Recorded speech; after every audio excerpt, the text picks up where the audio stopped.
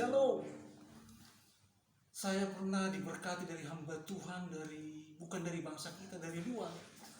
Hamba Tuhan ini mengajarkan tentang doa, pujian, penyembahan. Dan saat itu hamba Tuhan ini berkata bahwa doa itu menarik perhatian surga, dikatakan.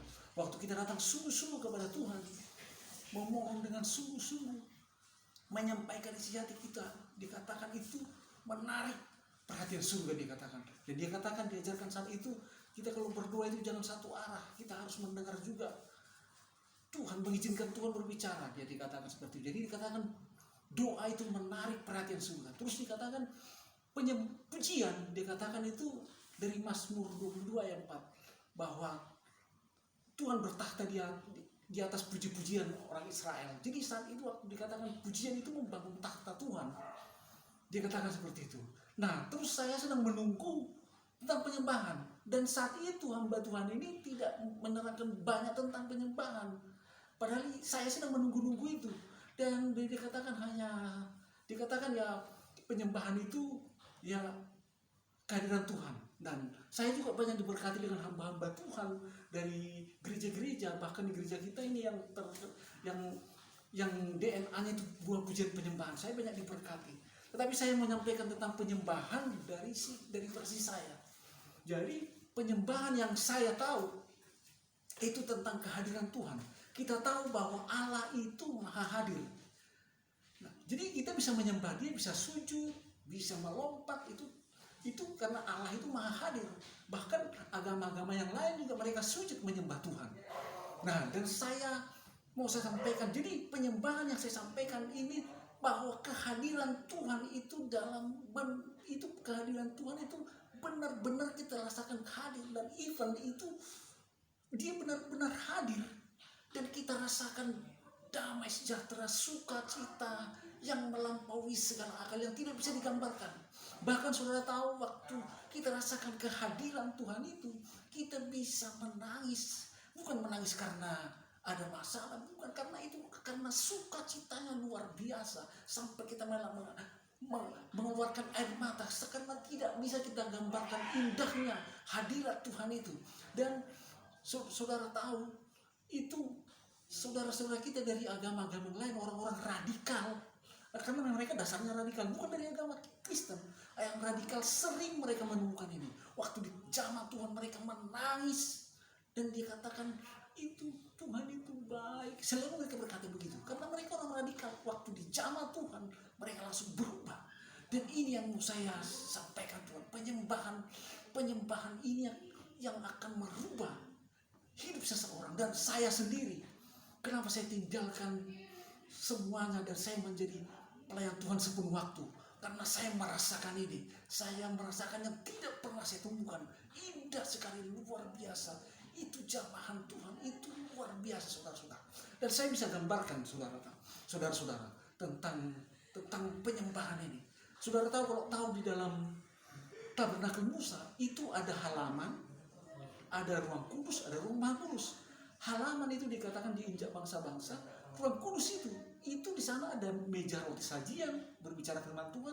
Di sana ada kandil emas, menorah atau lampu itu berbicara tentang anugerah, kasih karunia. Jadi itu ruang kudus ini menggambarkan kita orang-orang Kristen.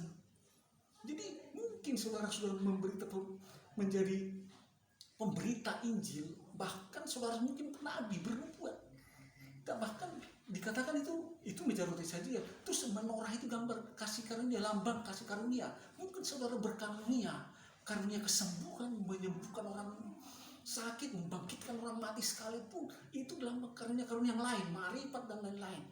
Itu mungkin saudara udah memiliki itu. Tetapi saudara jangan puas dulu, itu masih di ruang kudus. Masih ada satu ruangan lagi. Di sana hanya ada tabut Tuhan. Waktu saudara masuk ke ruang maha kudus ini, di sana adalah hanya Tuhan. Kita dengan Tuhan di sana hanya bersama-sama dengan Dia. Indah sekali, saudara.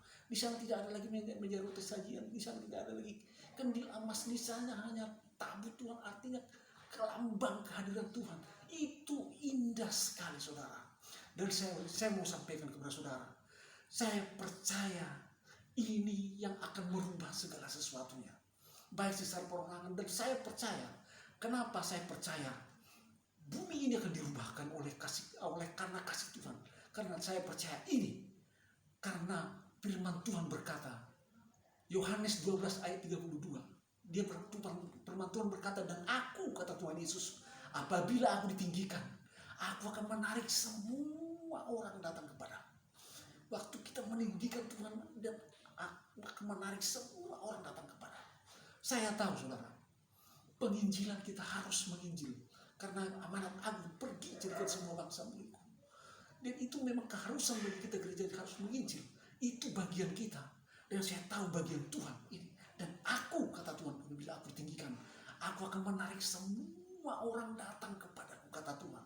Dan saudara tahu, ini yang akan merubah segala sesuatunya.